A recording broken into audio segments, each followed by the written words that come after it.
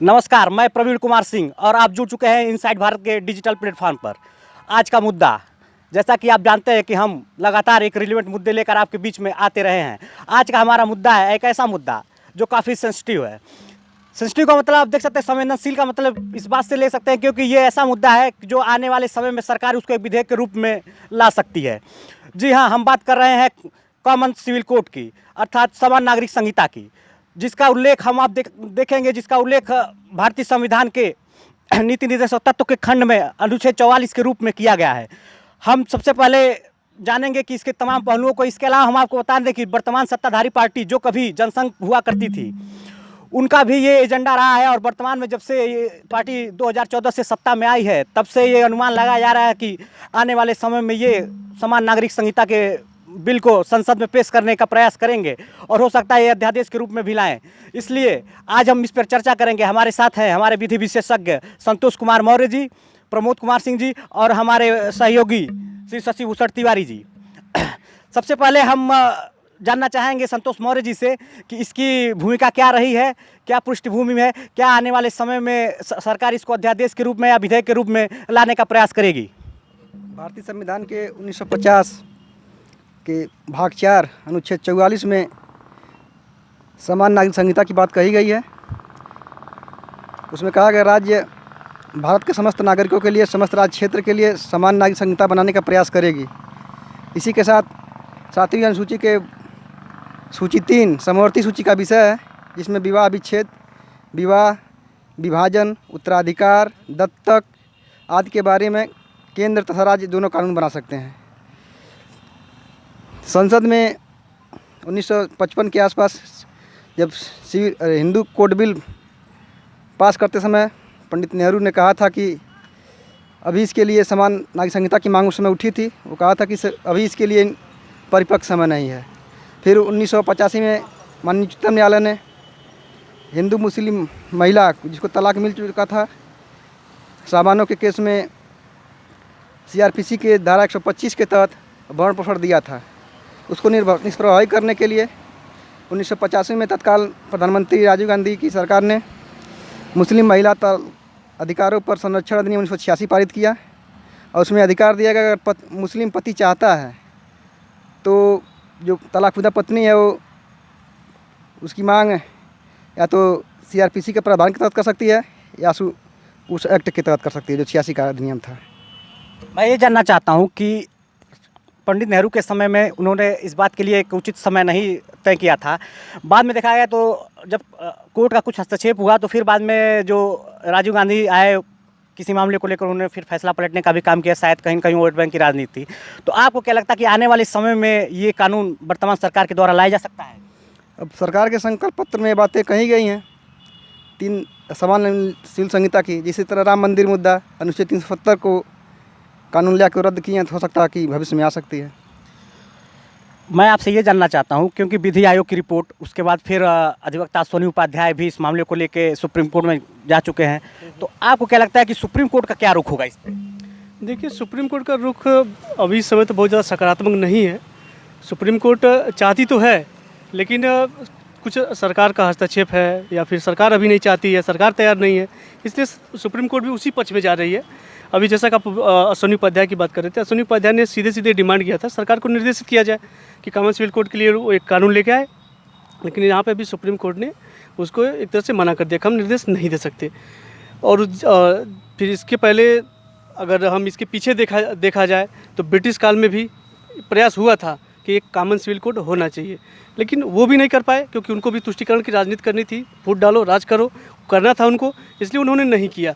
और सेम यही चीज़ें आगे बढ़ती जा रही हैं। अभी सरकार को भी ये लग रहा है कि शायद हो सकता है नहीं होना चाहिए। अब सरकार कब करेगी, देखते हैं आगे क्या कर सकती है।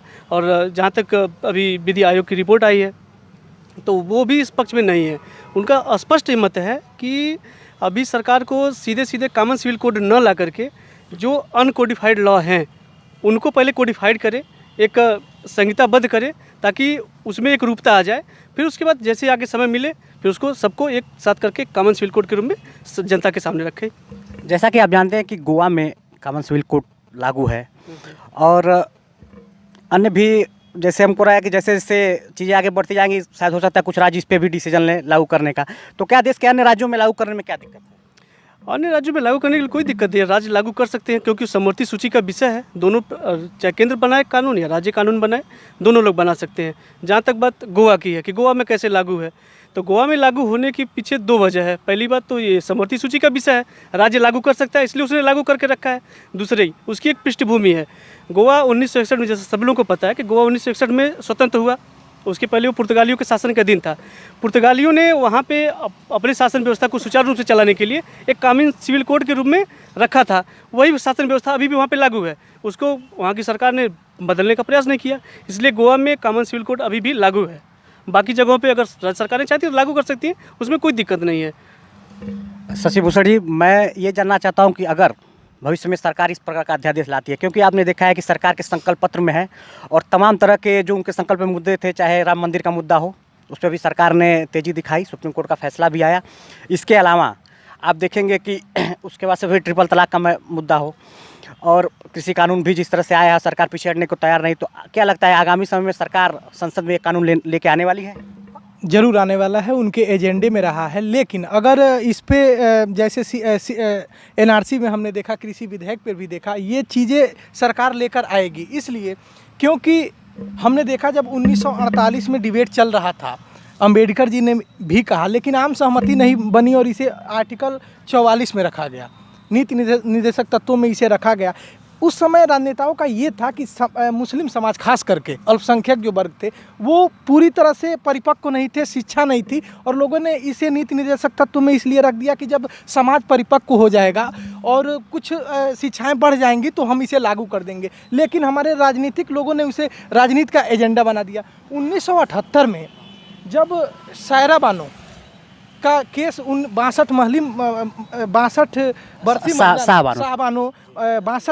वर्षीय महिला जब कोर्ट गई और 5 बच्चों के साथ जब उसे तलाक दे दिया गया, तो वहाँ एक सहमति बनती हुई दिखी। कोर्ट ने निर्णय दिया कि इनको गुजारा भत्ता दिया जाए, लेकिन सरकार ने, खास करके कांग्रेस सरकार ने इस कोर्ट के निर्णय को चेंज कर दिया। तो वहाँ पर कहीं ना कहीं राजनीतिक पहलू देखने को मिले। फिर एक मामले में, गोवा के एक संपत्ति के मामले में डिसीजन देते हुए सुप्रीम कोर्ट ने कहा कि क्यों नहीं, जब गोवा में लागू हो सकता है तो भारत के और राज्यों में क्यों नहीं लागू हो सकता। दूसरी चीज़, ये आसान नहीं है, नागरिक संहिता लाना, ये यूनिफॉर्म सिविल कोड लाना आसान नहीं है, क्योंकि अनुच्छेद 14, अनुच्छेद 15, अनुच्छेद 21 और 25 को सुप्रीम कोर्ट किस तरह से देखती है। क्योंकि अनुच्छेद जो 14 वो विधि के समझ समानता की बात करता है, 15 जाति धर्म लिंग स्थान के आधार पर भेदभाव न, इसकी बात करता है, और जो 21 है वो ये कहता है कि गरिमापूर्ण जीवन जीने का अधिकार, और जो 25 है वो कहता है कि हम किसी भी धर्म को मानने का, उनका प्रचार प्रसार करने की स्वतंत्रता देता है।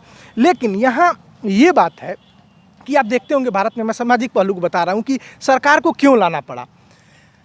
इसलिए लाना पड़ा कि मान लीजिए कि कोई मुस्लिम महिला थी, उसने, देखते होंगे व्हाट्सएप से भी तलाक बोल दिया गया, ईमेल तक भेज दिए गए, वो सब्जी में नमक तेज है इसलिए बोल दिया गया।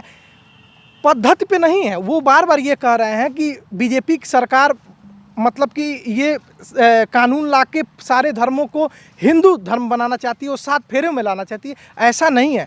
वहाँ आपके शादी की जो पद्धतियाँ हैं, जैसे आप कबूल करते हैं वो भी रहेगा, जो भारत में 7 फेरे हैं वो भी रहेगा, लेकिन सरकार एक पद्धति में आपको लाना चाहती है कि जो गुजारे भत्ते की बात जो बता रहा हूँ, बताइए, वो 62 वर्षीय महिला जिसके 5 बच्चे हैं, उम्र 60 साल की है, और उसके पति ने तलाक दे दिया और उसको बस मेहर की रकम मिलेगी, वो कहाँ जाएगी। तो सरकार का ये कहना था, जैसे हिंदू में ऐसा नहीं था कि जब हिंदू के पक्ष में सरकार ने जब हिंदू बिल एक्ट लेकर आई तो बड़ा बवाल नहीं कटा, काफ़ी इसमें भी बवाल कटे, मतलब कि काफ़ी आप सरकार की किरकिरी हुई, लेकिन लोगों ने एक्सेप्ट कर लिया। मेरा ये कहना है कि उनकी अपनी पद्धति रहेगी, पूजा पाठ वो होगी, शादत की अपनी रीति रिवाज वही होंगे जो हिंदू रिवाज में। लेकिन आप देखते हैं कि संपत्ति का अधिकार, और मुस्लिम समाज में देखेंगे गोद लेने का अधिकार नहीं है। अगर वो गोद लेते भी हैं तो उनको प्रॉपर्टी का अधिकार नहीं मिलेगा। पारसी में आप चले जाइए, हिंदू एक्ट में चले जाइए, तो यहाँ पर क्या है कि मान लीजिए यहाँ पर अगर हिंदू में पहले क्या था, जब एक्ट नहीं बना था, आप राजा महाराजाओं को देखेंगे या अपने बुजुर्गों में ही देखे थे, लोग 3-3 शादियाँ करते थे। लेकिन इस एक्ट के आने के बाद 6 महीना का अंतर दिया गया कि हाँ चलिए आपको तलाक का प्रोसेस है तो आपको 6 महीने का हम देते हैं, बीच में सहमति बन जाएगी तो बात बन जाएगी। कोर्ट ऐसा करता है। ऐसे ही मुस्लिम पर्सनल लॉ में आप लगातार कई देश हैं यूनिफॉर्म सिविल कोड लाने वाले, पाकिस्तान है, इंडोनेशिया है, मलेशिया है, कई देश हैं जहाँ अब मैं वो इस्लामिक कंट्री है, मैं इसलिए नहीं कहूँगा, मतलब कि वहाँ बहुधर्मी लोग नहीं है। भारत में ये चीज़ें हैं।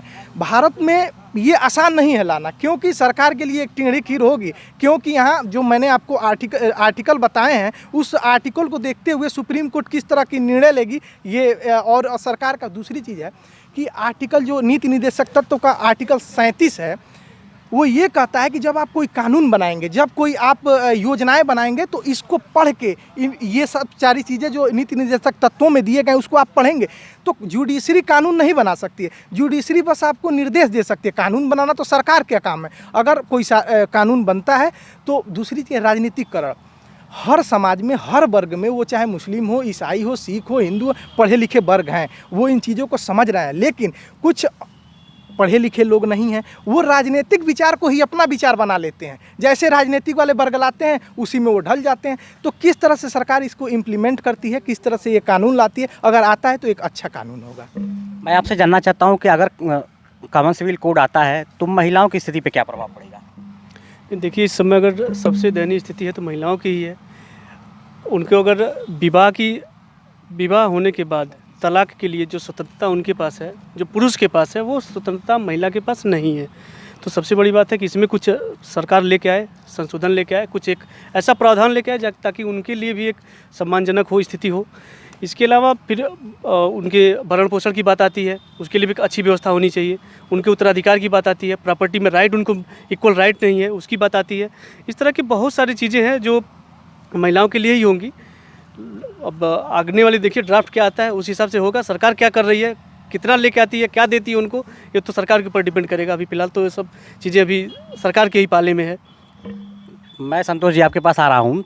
जैसे सरकार का चल रहा है एक देश एक राशन कार्ड, उसके अलावा जो है तमाम, जैसे एक देश एक चुनाव की भी बात नरेंद्र मोदी कर रहे हैं, तो आपको क्या लगता है कि अब एक देश एक कानून की भी बात होगी? क्यों नहीं हो सकती है। सरला मुद्दल के मामले में सुप्रीम कोर्ट ने कहा कि अनुच्छेद 44 के लिए सरकार ने क्या कार्य किया, उसकी रिपोर्ट हमें प्रस्तुत करें, शपथ के साथ प्रस्तुत करें। तो इससे लगता है कि अगर न्यायपालिका चाहे या सरकार की इच्छा शक्ति रहेगी तो हो जाएगा।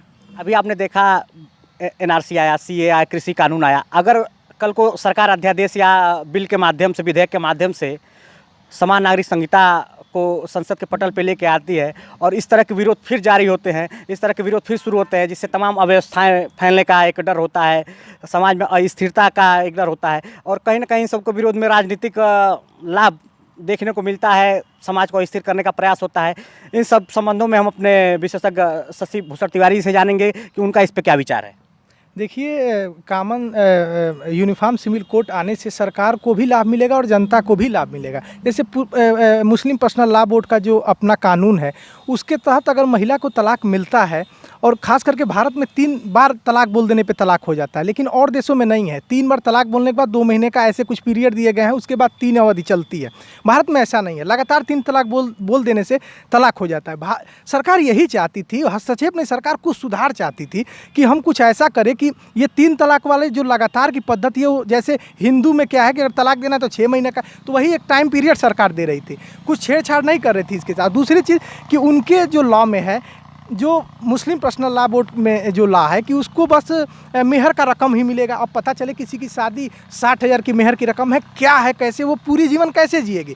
लेकिन इस सरकार में क्या है, कोर्ट क्या चाहती थी कि अधिकारों की बात, जैसे हिंदू में क्या है, अगर पति सरकारी नौकरी करता है तो कोर्ट एक तय अमाउंट फिक्स कर देती है कि आपको इतना अपने पत्नी को देना है गुजारे भत्ते के। इसमें ऐसा नहीं था, तो सरकार चाहती है कि हम एक ऐसा कानून बनाएं कि जैसे फंडामेंटल राइट है, सबके लिए अधिकार समान है, ऐसे ही एक कानून हो जो सबके लिए समान है। हम उदाहरण देते हैं कि कोई एक बिल्डिंग है, उसमें सब छात्र रहते हैं, सबकी अपने अपने विचार हैं, सबके अपने अपने रहने का ढंग है, लेकिन मकान मालिक और वो लॉज का मालिक एक नियम तय कर देता है कि आपको 9 बजे दरवाज़ा बंद कर देना है, 10 बजे रूम बंद कर देना है, 10 बजे के बाद आएंगे तो इनको आपको सूचित कर देंगे। तो सबकी अपनी प्रैक्टिस चल रही है, जो जिस विचारधारा का है, लेकिन एक लॉ है। ऐसे ही सरकार चाहती है सब अपनी प्रैक्टिस करें, शादी मतलब कि जिस तरह से वो अपने रीति रिवाज चलाते हैं चलाएं, हिंदू हो, सिख हो, ईसाई हो, सबके। लेकिन जो कानून है, अधिकारों की बात है, वो सबके लिए समान हो। कोर्ट के लिए अब इस समय अगर किसी अब तो ला आ गया है, इसके पहले अगर साल 1.5 साल 2 साल पहले अगर किसी मुस्लिम महिला का तलाक हो जाता था तो मेहर के कोर्ट के पास कोई ला नहीं था। कोर्ट अगर निर्देश देती थी तो राजनीतिकरण हो जाता था, उस पर कोई कानून बनता नहीं था। ऐसे हम तमाम हमारे विशेषज्ञ आपको बताएंगे और बताया भी इन्होंने कि किस तरह से राजनीतिकरण, अगर ये कानून आता है तो वाकई अधिकार की अगर हम बात करेंगे तो बहुत बेहतर कानून बनने वाला है और ये सरकार को लाना भी चाहिए। जैसे अब एक सुगबुगाहट हो रही है कि कानून आने वाला है, आ भी जाएगा क्योंकि सरकार का जो रवैया है, तो क्या आपको लगता है कि जिस तरह से प्रोटेस्ट हो रहे थे और विपक्ष का ये आरोप भी है कि कहीं ना कहीं सरकार जो है वो ध्रुवीकरण की राजनीति कर रही है, एक वर्ग को टारगेट कर रही है, क्या ऐसा आपको इस कानून नहीं, अगर देखिए भारत में, देखिए मैं जब भी अपनी बात करता हूं तो मैं ये कहता हूं कि जो भी कानून आते हैं उसके पॉजिटिव और निगेटिव पक्ष होते हैं, सकारात्मक और नकारात्मक पक्ष होते हैं, और जहां पक्ष और विपक्ष है तो आलोचनाएं तो होंगी। इस पर एक अच्छा डिबेट होना चाहिए, आम सहमति बना के। बीजेपी गवर्नमेंट में क्या है कि ये कानून तो अच्छा लगा, इनकी समझाइश गड़बड़ी है। आप देखिएगा जो भी कानून है, ऐसा नहीं है कि सारे कानून बहुत बुरे हैं, समझा नहीं पा रही है सरकार, तो जनता को समझाए और राजनीतिकरण ज़्यादा कम हो, क्योंकि जो अशिक्षित लोग हैं वो जो बरगला रहे हैं, राजनीतिकरण जो लोग कर रहे हैं, उन्हीं के विचार को जो लोग पढ़े लिखे नहीं है वो अपना विचार बना ले रहे हैं कि ये लोग सही करें। जो पढ़े लिखे लोग हैं उसका लाभ और नुकसान वो समझ सकते हैं। मैं आपसे ये जानना चाहता हूँ कि अगर समान नागरिक संहिता लागू होती है तो वर्तमान कानून और जो कानून मान लीजिए सिविल संहिता का आता है तो क्या उसमें बदलाव देखने को मिलेगा? वर्तमान कानून मान लीजिए IPC है, CPC है, CRPC है, कॉन्ट्रैक्ट विधि है, TPA है। ये विधि तो अंग्रेजों के समय थी, उसमें एक रूपता है। मान लीजिए हिंदुओं के लिए अलग कानून, मुस्लिमों के लिए अलग कानून। अब हिंदू कोड भी लाया था, उस समय भी हल्ला तो हुआ ही था, लेकिन फिर तो कानून बन गया और उसको लेकर बाबा साहब ने इस्तीफा भी दे दिया था मंत्री पद से। तो ऐसा कुछ नहीं है। और मुस्लिम के लिए भी छोटे छोटे एक्ट आ गए हैं, जैसे 86 का एक्ट है, 1939 का एक्ट है, महिलाओं के लिए आ गया है। काजी एक्ट 1980 का आ गया है, तो बन ही गया है। 3 तलाक रद्द हो गया सुप्रीम कोर्ट के माध्यम से, सरकार उस पर कानून बना दी। तो कुछ चीज़ें बची, जैसे उत्तराधिकार ले लीजिए आप। उत्तराधिकार के लिए वर्तमान में 4 कानून है। भारतीय उत्तराधिकार 1925 का है, हिंदू उत्तराधिकार 1956 का है, फिर भू राजस्व का उत्तराधिकार है, मुस्लिम उत्तराधिकार है। 4 उत्तराधिकार हुए। देश एक, उत्तराधिकार 4, उसके लिए एक कानून होना चाहिए। और देश की एकता और अखंडता बनाए रखने का जिम्मेवारी सरकार की है, तो उसके लिए कानून कोई बाधा नहीं होगा।